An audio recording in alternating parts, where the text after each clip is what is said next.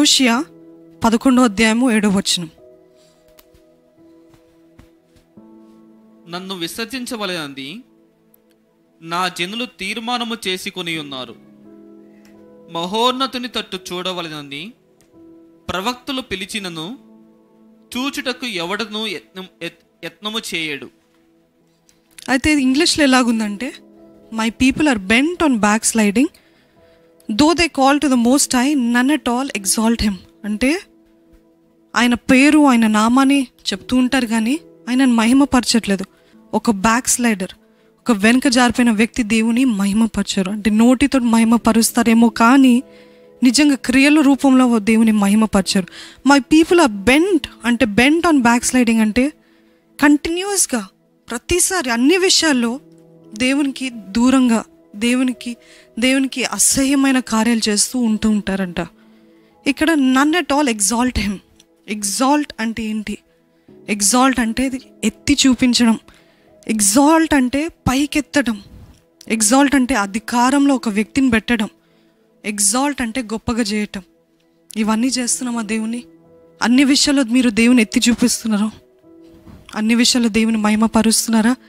ఎంతసేపు ఇది నా సామర్థ్యం బట్టి, ఇది నాకున్న ఎక్స్పీరియన్స్ బట్టి, నాకున్న అనుభవం బట్టి, లేకపోతే నా కుటుంబం బట్టి అని కొంతమంది కుటుంబం విషయంలో లేకపోతే వాళ్ళకున్న దాన్ని బట్టి ఆ గర్వపు మాటలు మాట్లాడుతూ ఉంటారు కదా. దేవుడు మనం మాట్లాడే ప్రతి మాట కూడా అదే ఇర్మియా ఆ గ్రంథంలో చూసినట్లయితే 8వ అధ్యాయంలో చూసినట్లయితే నేను జాగ్రత్తగా వాళ్ళు ఏం మాట్లాడుకుంటున్నారో వింటున్నాడంట దేవుడు. ఈరోజు దేవుడు అంటున్నాడు, మీరు ఏం మాట్లాడుతున్నారో నేను జాగ్రత్తగా వింటున్నాను. అంటే మీరు మాట్లాడే మాటలో దేవుని మహిమపరుస్తున్నారా, లేకపోతే మిమ్మల్ని మీరు మహిమపరుచుకుంటున్నారా?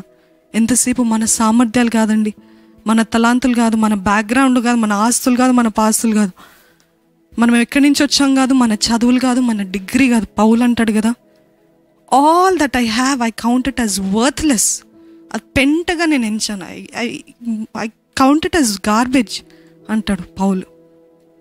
ఈరోజు దేవుని మహిమపరిచే మాటలు, దేవుని మహిమపరిచే క్రియలు, దేవుని మహిమపరిచే జీవితం ఉందా? They are bent on back sliding. వాళ్ళ మాటల ద్వారా ఏదో నామకార్థంగా చెప్తున్నారేమో దేవుని బట్టి అని, కానీ నిజముగా ఇది కేవలం దేవుని కృపను బట్టేనండి. ఇది కేవలం దేవుడు చేసిన ఆశ్చర్యకార్యమండి. ఇది కేవలం దేవుడే అని చెప్పగలిగిన స్థితి ఉందా? ఈరోజు దేవుడు అంటున్నాను, I'm listening to your conversations. నువ్వు మాట్లాడే మాటలు, నువ్వు చెప్పేది వింటున్నాను. అదేవిధంగా నువ్వు చేసే క్రియలు కూడా నేను గమనిస్తున్నాను. In every aspect of your life are you exalting me? అంటే నన్ను ఎత్తి చూపిస్తున్నావా? నన్ను మహిమపరుస్తున్నావా? నన్ను అధికారంలో పెడుతున్నావా అని అడుగుతున్నాడు. దేవుడు అధికారంలో ఉన్నాడా? అపవాది అధికారంలో ఉన్నాడా? లేకపోతే మీకు మీరే అధికారంలో ఉన్నారా? ఏది చేసినా, ఏది చూసినా, ఏది పని చేసినా దేవునికి మాత్రమే మహిమ కలగాలి అన్న జీవితమే దేవుడు కోరుతున్నాడండి. పౌలు అంటాడు కదా, అనేకసార్లు ఈ రెఫరెన్స్ కోట్ చేసి, నేను తినినను, త్రాగినను, పడుకున్నాను, లేచినను ఆయన మహిమ కోసమే అని చెప్పే జీవితం ఉందా? సో నాలుగోది చదివినట్లయితే అదే దేవుని మహిమపరచరు. అదేవిధంగా అపోస్తుల కార్యాలు 4వ అధ్యాయం 12వ వచనం చదివినట్లయితే, మరి ఎవని వలనను రక్షణ కలుగదు, ఈ నామముననే మనము రక్షణ పొందవలెను గాని ఆకాశము క్రింద మనుష్యులలో ఇయ్యబడిన మరి ఏ నామమున రక్షణ పొందలేము అనెను. ఈ లోకం ఏమంటూ ఉంటుందండి? మన దేవుడు యేసు ప్రభు దేవుడిలో ఒక దేవుడు, మార్గాల్లో ఒక మార్గము అని అంటూ ఉంటుంది కదా. మీరేమంటున్నారు? దేవుడిలో ఒక దేవుడా? మీరు నిజంగా విశ్వాసులైతే మాటకి మీరు చెప్పచ్చేమో దేవుడిలో దేవుడు కాదు, ఆయనే నిజమైన దేవుడని. కానీ నిజంగా మీ క్రియల రూపంలో, మీ మాటల రూపంలో చెప్పగలుగుతారా? ఆయన ద్వారానే నాకు రక్షణ, ఆయన ద్వారానే నాకు స్వస్థత, ఆయన ద్వారానే నాకు విడుదల, ఆయన ద్వారానే నాకు విమోచన, ఆయన ద్వారానే నాకు సమాధానం. ఎందుకంటే యేసుప్రభు అంటాడు కదా, నేనే మార్గము, సత్యము, జీవం, నేను తప్ప దేవునికి ఇంకా వేరే మార్గం లేదు. There is no other way other than me. Can you tell that? దేవుడు లేకుండా నేను ఈ జీవితం జీవించలేను, దేవుడు లేకపోతే నేను ఈ బ్రతకలేను, దేవుడు లేకపోతే అసలు నాకు ఈ ఊపిరే ఉండదు అని చెప్పగలిగిన జీవితం ఉందా?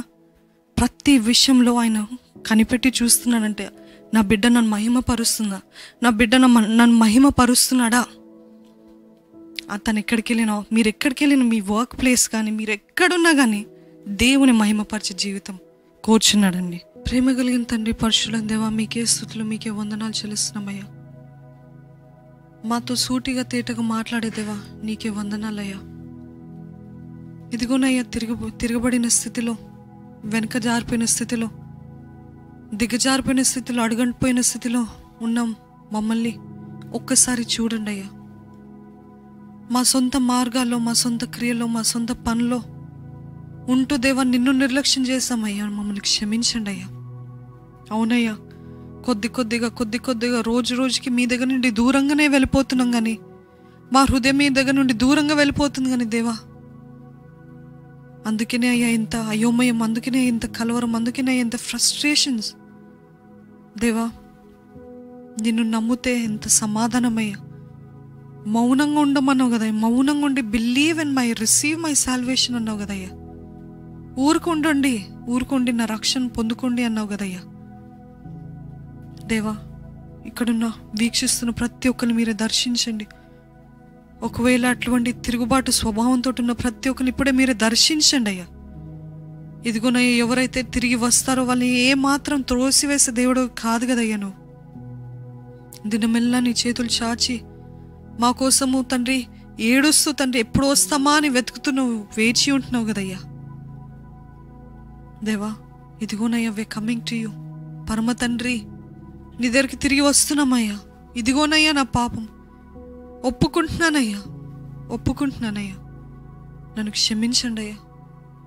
నన్ను కడిగి పరిశుద్ధపరచండి అయ్యా. నీ రక్తాన్ని ప్రోక్షించి యేసు ప్రభువా, నీ శ్రేష్టమైన అమూల్యమైన పరిశుద్ధమైన రక్తాన్ని ప్రోక్షిస్తే నేను పరిశుద్ధంగా మార్చబడతాను కదయ్యా. మీరే మీ రక్తాన్ని ప్రోక్షించండి, నా ప్రతి పాపాన్ని తుడిచివేసేయండి. ఇంకెప్పుడు దిగజారిపోయిన స్థితిలోకి, అడగంటిపోయిన స్థితిలోకి, వెనక తీసిన స్థితిలోకి వెళ్ళకుండా నాకు సహాయం చేయండి అయ్యా. ఆతురతతో, యథార్థతో, ప్యాషనెట్గా తండ్రి విధేయతో నిన్ను సేవించేవారుగా, ప్రేమ ద్వారా ఏదైనా సాధ్యం కదయ్యా. ప్రేమ ఉంటే విధేయత కలిగి ఉంటాం కదయ్యా. ప్రేమ ఉంటే ఆతురత, ఆశ కలిగి ఉంటాం కదయ్యా. ప్రేమ ఉంటే తండ్రి ఓర్చుకుంటాం, సహించుకుంటాం కదయ్యా. ప్రేమ ఉంటే యథార్థంగా ఉంటాం కదయ్యా. నిన్ను ప్రేమించే హృదయం దయచేయండి అయ్యా. ఇంకేం అడగట్లేదు, ప్రేమించే హృదయం దయచేయండి. నిన్ను ప్రేమిస్తే మేము ఎందుకు వెనక తిరుగుతామయ్యా? నిన్ను ప్రేమిస్తే మేము ఎందుకు మళ్ళీ తిరిగి పాత జీవితం చూస్తామయ్యా? ప్రేమించే హృదయాన్ని దయచేయండి. నువ్వు నూతన హృదయాన్ని ఇస్తానన్నావు కదయ్యా నీ వాక్యంలో. Give me new heart lord, మాంసపు హృదయాన్ని దయచేయండి. నూతన హృదయాన్ని దయచేయండి. నేను వెంబడించే జీవితం దయచేయండి. ఇప్పుడే తండ్రి ఎవరెవరైతే ఏకీభవిస్తున్నారో వాళ్ళందరి జీవితంలో మీరు మీ పరిశుద్ధాత్మ కార్యాన్ని జరిగించండి. ఇంకా చాలయ్యా, నేను దుఃఖపెట్టిన దినాలు చాలు, బాధ పెట్టిన కార్యాలు చాలయ్యా. ఇది మొదలుకొని నిన్నే సేవించడానికి, ఇది మొదలుకొని నిన్నే మహిమపరచడానికి, ఇది మొదలుకొని తండ్రి నీ కొరికే జీవించడానికి, నిన్నే సంతోష పెట్టడానికి సాయం చేయండి. నీలోనే మాకు క్షేమము, మా సొంతవైతే మాకు శాపమయ్యా. మా తోడుండి మీ సహాయాన్ని, మీ కాపుదల, మీ నడిపింపు, మీ ఆత్మ ప్రేరేపణ మా అందరికీ దయచేయమని అడుగుతున్నానయ్యా. ప్రభు యేసు నామములో అడిగి వేడుకొనిచున్నాను తండ్రి. ఆమెన్.